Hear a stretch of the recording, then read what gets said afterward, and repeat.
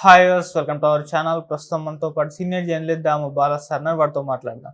నమస్కారం sir. Sir, వైసీపీకి Balineni shock ఇచ్చారు. నిన్న రిజైన్ చేసేసి జనసేనలోకి జాయిన్ అయిపోతున్నారని వార్తలు అయితే వినిపిస్తున్నాయి. మరి రిజిగ్నేషన్ గల కారణాలు ఏం చెప్పారు? మరి ఇప్పుడు జనసేనలో జాయిన్ అయిపోయారా, లేకుంటే అవ్వబోతున్నారా? మరి వైసీపీ నుంచి అయితే ఇంకొంతమంది కూడా వెళ్ళే అవకాశాలు అయితే కనిపిస్తున్నాయి. మరి ఈ లెక్కను చూసుకుంటే ఇక్కడ బీఆర్ఎస్ ఖాళీ అయిపోతున్నట్టే, ఇక్కడ వైసీపీ కూడా ఖాళీ అయిపోతుంది అనుకోవచ్చా సార్? బీఆర్ఎస్తో కంపేర్ అయితే ఇప్పుడు చేయలేం, కానీ అక్కడ వైసీపీని ఖాళీ చేయడం అనేది అయితే చంద్రబాబు పవన్ కళ్యాణ్ లక్ష్యము. కానీ అది అంత త్వరగా అయ్యేట్టుగా అయితే ఇప్పటికిప్పుడు కనిపించట్లేదు. ఇంకొంత టైం పట్టే అవకాశం ఉంది. ఎందుకంటే ఇప్పటికిప్పుడు దానికి రెండు కారణాలు. ఒకటి, తెలుగుదేశంలోకి వాళ్ళని చేరితే తెలుగుదేశం కేడర్ కానీ కింది స్థాయి నాయకత్వం కానీ తీవ్ర వ్యతిరేకత వచ్చే అవకాశం ఉంది. ఫర్ ఎగ్జాంపుల్, చీరాల పోతుల సురేష్ భార్య పోతుల సునీత, ఆమె ఎమ్మెల్సీగా ఉండి వైసీపీకి రిజైన్ చేసింది. తెలుగుదేశంలో వచ్చి మళ్ళీ ఎమ్మెల్సీ అవుదాం అనుకుంది. కానీ లోకల్ కేడర్లో విపరీతంగా వ్యతిరేకత వచ్చింది. ధర్నాలు రాస్తారోకలు చేసి పెండింగ్లో పెట్టారు.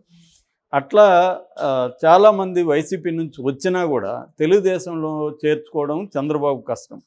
రెండోది, వైసీపీ నుంచి చేర్చుకోవాలంటే వాళ్ళకేవో పదవులు ఇవ్వాలి. పదవులు ఇస్తే ఆల్రెడీ ఇక్కడ పోటీ ఉంది. కూటమిలో బీజేపీ ఆల్రెడీ అలకలో ఉంది. జనసేన తాము 10 ఏళ్ళుగా పనిచేస్తున్నాం, మాకు పదవులు ఏం లేవని వాళ్ళు బాధల్లో ఉన్నారు. సో ఉన్న పదవులు తక్కువ, 3 పార్టీలు పంచుకోవాలి. తెలుగుదేశంలోనే 135 సీట్లు వచ్చాయి కాబట్టి 135 మంది ఎమ్మెల్యేలు వాళ్ళు ఆశిస్తారు పదవులు. వాళ్ళ చుట్టూ ఉన్న నాయకులు ఆశిస్తారు. మనం చూసాం, మొన్న కూడా చెప్పుకున్నాం రఘురామకృష్ణరాజు పరిస్థితి.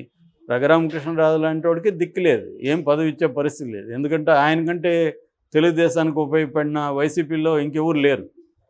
ఆయనకే ఇవ్వలేకపోతున్నాడు చంద్రబాబు.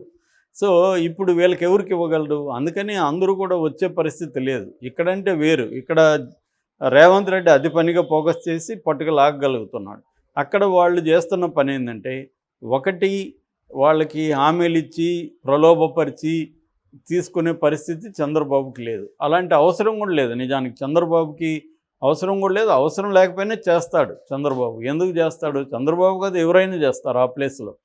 ఎందుకు చేస్తారంటే, ప్రతిపక్ష పార్టీల్ని నిర్వీర్యం చేసి పొలిటికల్గా చంపేసి తాము సర్వైవ్ అవ్వాలనేది ప్రతి పొలిటికల్ పార్టీ ఇవాళ ఇండియాలో అదే పని చేస్తుంది. ఇది మోడీ దీన్ని హైట్స్కి తీసుకుపోయాడు. ప్రతిపక్ష పార్టీలను ఎలా చంపేయాలనేది మోడీ అండ్ బీజేపీ వేసినన్ని స్ట్రాటజీలు ఇప్పటివరకు చరిత్రలో, ఇండియన్ హిస్టరీలో ఎవరు వేయలేదు. అన్ని రకాల ఇప్పుడు కొత్తగా వచ్చిన 1 నేషన్ 1 ఎలక్షన్ అనే కాన్సెప్ట్ కూడా ప్రతిపక్షాలని, ముఖ్యంగా రీజనల్ పార్టీలని నేలమట్టం చేసే స్ట్రాటజీ తప్ప ఇంకొకటి కాదు. దాంట్లో ఎన్ని ఉపయోగాలు ఉన్నాయనేది పక్కన పెడితే అది క్లియర్గా ప్రతిపక్షాలని, ముఖ్యంగా రీజనల్ పార్టీలని కంప్లీట్గా దెబ్బతీసే స్కీమ్ అది. అది ఎవరు ఒప్పుకోరని వాళ్ళకు కూడా తెలుసు. కానీ వాళ్ళు చర్చకు పెట్టి దాన్ని డైవర్ట్ చేసి చేయడానికే అది తీసుకొచ్చారు. కొన్ని మన తెలుగుదేశం కావచ్చు, బీఆర్ఎస్ కావచ్చు, వైసీపీ కావచ్చు, ఇలాంటి పార్టీలు వాళ్ళకి ఇష్టం లేకపోయినా ఒప్పుకుంటున్నారు. ఎందుకు మోడీతో గొడవ ఎందుకులే అని. నిజానికి బీఆర్ఎస్ అది ఒప్పుకునింది. జగన్ గతంలో కూడా 1 నేషన్ 1 ఎలక్షన్ నేను రెడీ అన్నాడు, చంద్రబాబు రెడీ అన్నారు. వీళ్ళందరూ ఒప్పుకుంటున్నారు. అంటే భయపెట్టి ఒప్పించి దాన్ని తీసుకురావాలనేది మోడీ ప్లాన్. అదేవిధంగా చంద్రబాబు పవన్ కళ్యాణ్కి కూడా వైసీపీని, జగన్ని రాజకీయంగా సమాజ్ చేసేయాలనేది వీళ్ళ ప్లాన్. అందుకని వైసీపీలో ఉండే నాయకత్వాన్ని అంతా లాగాలి. అక్కడ వైసీపీలో 11 మంది ఎమ్మెల్యేలు, 11 రాజ్యసభ సభ్యులు, 4 ఎంపీలు, దాదాపు 40 మంది వీళ్ళు ఎమ్మెల్సీలు, అట్లా కాకుండా జడ్పీ చైర్మన్లు, వీళ్ళందరూ ఉన్నారు. సో ఇప్పటివరకు కొంతవరకు సక్సెస్ ఏమయ్యారంటే, జడ్పీ చైర్మన్ని, ఎంపీపీలని, వీళ్ళని కింది స్థాయిలో లాక్కోవడంలో, కొన్ని రకాల కార్పొరేషన్ని కైవసం చేసుకోవడంలో వాళ్ళకి సక్సెస్ అయ్యారు. రీసెంట్గా ఏలూరు కార్పొరేషన్ కావచ్చు, కడపలో చాలామందిని లాగడం కావచ్చు, ఇలాగా అక్కడ సక్సెస్ అయ్యారు. కానీ పై స్థాయిలో నాయకులు ఇప్పటి వరకు పెద్ద స్థాయిలో జాయిన్ అవ్వట్లేదు. దానికి ఒక కారణం బీజేపీ కానీ, తెలుగుదేశం కానీ, జనసేన కానీ వాళ్ళని పై స్థాయి వాళ్ళని చేర్చుకునే పరిస్థితి ఇప్పటికిప్పుడు లేదు. కొంత టైం తర్వాత చేర్చుకునే అవకాశం ఉంది. కాబట్టి ఇప్పటికిప్పుడు వైసీపీ ఖాళీ అయిపోతుందని చెప్పలేం. అయితే ఈ చర్చ మళ్ళీ వస్తుంది. ఎందుకు వస్తుందంటే, ఈ అధికారంలో ఉన్న పార్టీలు 2 రకాల స్ట్రాటజీలను ఉపయోగిస్తాయి ప్రతిపక్షంలో ఉండే వాళ్ళని తమ పార్టీలకు లాక్కోవడానికి. అది పాత పద్ధతే, క్యారెట్ అండ్ స్టిక్. నేను అనేకసార్లు చెప్పాను. ఒకటి భయభ్రాంతం చేయడం, 2 వాళ్ళకి ప్రలోభాలు పెట్టడం, డబ్బులో పదవో ఆస్తి ఇవ్వడం. మొదటి స్టెప్ ఏంటంటే ఎప్పుడు కూడా ఓన్లీ భయపెట్టే చేర్చుకోవడం అనేది సక్సెస్ కాదు. ప్రలోభాలు పెట్టడమే ఎప్పటికైనా సక్సెస్ అవుతుంది. కానీ అది అన్ని పదవులు ఇవ్వలేరు కాబట్టి భయపెడతారు. ఇప్పుడు ఫర్ ఎగ్జాంపుల్ ఇక్కడ బీఆర్ఎస్లో 10 మంది ఎమ్మెల్యేలని, 6 మంది ఎమ్మెల్సీలని, కొంతమంది నాయకుల్ని కాంగ్రెస్లోకి చేర్చుకున్నారు. మిగతా వాళ్ళది కొద్దిగా పెండింగ్లో పడింది. ఎందుకంటే హైకోర్టు ఒకటి 4 వారాలు టైం ఇచ్చింది స్పీకర్కి. ఈ పదవి ఈ పార్టీలో ఒక పార్టీలో గెలిచి ఇంకో పార్టీలోకి వెళ్ళిన వాళ్ళని మీ చర్యలు తీసుకుంటారా, మిమ్మల్ని తీసుకోమంటారని. కాబట్టి వీళ్ళు ఆగారు. కానీ ఇక్కడ బీఆర్ఎస్ ఎమ్మెల్యేలు కావచ్చు, బీఆర్ఎస్ నాయకులు నాకు ఏ రకమైన పదవి ఇవ్వకపోయినా పర్వాలేదు, మేము కాంగ్రెస్లోకి వస్తున్నామని రాయబారాలు పంపిస్తున్నారని చెప్తున్నారు. ఎందుకు? మా మీద కేసులు తీసేయండి చాలు అని అడుగుతున్నారు. అంటే వాళ్ళ మీద కేసులు పెట్టి రేవంత్ రెడ్డి వాళ్ళని భయభ్రాంతం చేస్తున్నాడు. కాబట్టి ఆ కేసులు తీసేస్తే చాలరా బాబు, మేము వచ్చేస్తాము అని అడుగుతున్నారు. అలాగా రేపొద్దున వైసీపీలో కూడా కేసులు పెట్టి వాళ్ళని ఆర్థికంగా దెబ్బతీసి అరెస్ట్ చేయడం ద్వారా వాళ్ళే మాకేమీ పదవులు ఇవ్వకండి, ఏమీ డబ్బులు ఇవ్వకండి, మా కేసులు తీసేసి మా వ్యాపారాలు మమ్మల్ని చేసుకుంటే చాలు, మేము వచ్చేస్తాం అనే వాళ్ళు వైసీపీలో పెరుగుతారు ఖచ్చితంగా. ఓకే. గతంలో జగన్ కూడా ఇదే స్ట్రాటజీ ఉపయోగించాడు. మామూలుగా రాయలసీమ ఫ్యాక్షనిజంలో ఒక లక్షణం ఏమంటే తమ ప్రత్యర్థుల్ని వేధించడంలో చంపడం ఒకటి, వాళ్ళని గాయపరచడం ఒకటి అయితే, రెండవది ఆర్థికంగా దెబ్బతీయడం. అందుకని మనకు అనంతపూరు, ఈ కర్నూలు ఈ జిల్లాల్లో చూస్తే ఈ తోటల్ని నరికేసే కార్యక్రమం పెద్ద ఎత్తున ఉంటుందన్నమాట. ఒక 5,000 చెట్లు 10,000 చెట్లు ఉంటాయి, బత్తాయి, చీని ఇట్లాంటి చెట్లు, వాటిని నరికేస్తారు వీళ్ళు. అట్లాగే వాళ్ళ ఆస్తుల్ని ధ్వంసం చేస్తారు. అంటే ఆర్థికంగా దెబ్బతీయడం ద్వారా అతని బలాన్ని కట్ చేయొచ్చు అనేది ఎప్పటి నుంచో వస్తున్న స్ట్రాటజీ. రాజుల కాలం నుంచి కూడా వస్తుంది ఈ స్ట్రాటజీ. సో దాన్ని అక్కడ బలంగా అప్లై చేస్తారు. అదే పని పొలిటికల్ పార్టీలు కూడా చేస్తాయి. సో ఇప్పుడు చంద్రబాబు వ్యూహం అనేది ఇంకా ఫుల్ ఫ్లెడ్జెడ్గా అమలు చేయట్లేదు. ఎందుకంటే నామినేషన్లు ఇవన్నీ అయిపోయే వరకు చంద్రబాబు కొంత కామ్గా ఉండదలుచుకున్నాడు. లేకపోతే తన కూటమిలో ఇబ్బందులు ఆయనకి స్టార్ట్ అవుతాయి. అందుకని వెయిట్ చేస్తున్నారు. సో అయితే ఈ బాలినేని కేసు డిఫరెంట్. బాలినేని మనం ఇదే కాదు, గతంలో అధికారంలో ఉన్నప్పుడే అనేకసార్లు బాలినేని రాజీనామా అనేది ప్రతి ఎవ్రీ వీక్ వచ్చేది ఈయన గురించి.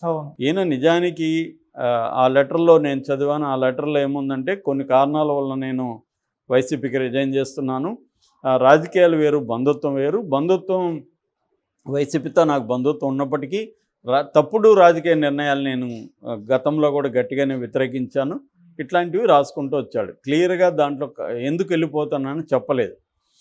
ఒక పదం ఆడింది, ఒక వాక్యం ఏంటంటే తప్పుడు రాజకీయ నిర్ణయాలు అన్నాడు. అది కూడా ఇప్పుడేని కాదు, గతంలో గురించే ఎక్కువ మాట్లాడాడు.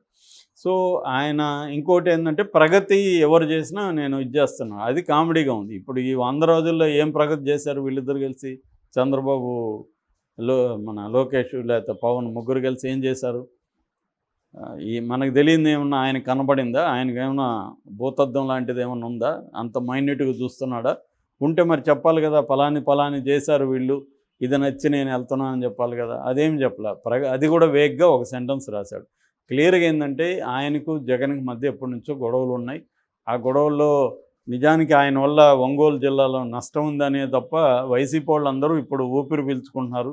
అమ్మయ్య, ప్రకాశం జిల్లాకి ఒక శని వదిలింది, ఒక దరిద్రం వదిలిందని వాళ్ళు పోస్టులు పెట్టుకుంటున్నారు.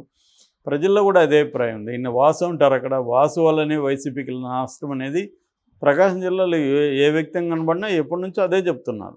సో ఈయన బంధువు కాబట్టి కొంత జగన్ సహించి ఉండొచ్చు. బంధుత్వం వల్లనే ఈయన కాంగ్రెస్లో కానీ ఇక్కడ కానీ 2 సార్లు మినిస్టర్గా ఉండగలిగాడు, 5 సార్లు ఎమ్మెల్యేగా ఉండగలిగాడు తప్ప ఈయనకంటూ సొంతంగా అక్కడ ఏమీ ఇది లేదు. అందుకని జగన్ కూడా లైట్ తీసుకున్నాడు.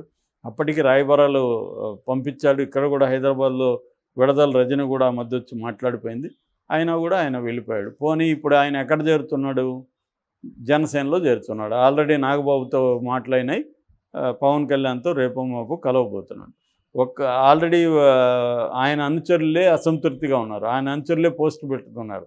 బాబు పోయి పవన్ కళ్యాణ్తో చేరుతున్నావు, అతను నెక్స్ట్ టైం నుంచి నీకు అపాయింట్మెంట్ ఇవ్వడు. మంగళగిరిలో ఆఫీస్కి పోతే కూర్చోన్నా అనేవాడు కూడా ఎవడు నీకు కనబడ్డు. అక్కడ నిన్ను అసలు ఎవడు కేర్ చేయడు. అట్లాంటి దాంట్లోకి నువ్వెందుకు పోతున్నావు? పోయేదేదో కాంగ్రెస్లో ఉంటేనా నీకు కొంత ఇంపార్టెంట్ లీడర్గా గుర్తింపు ఉండేది. ఎందుకంటే కాంగ్రెసే నీకు ఒకప్పుడు లైఫ్ ఇచ్చింది.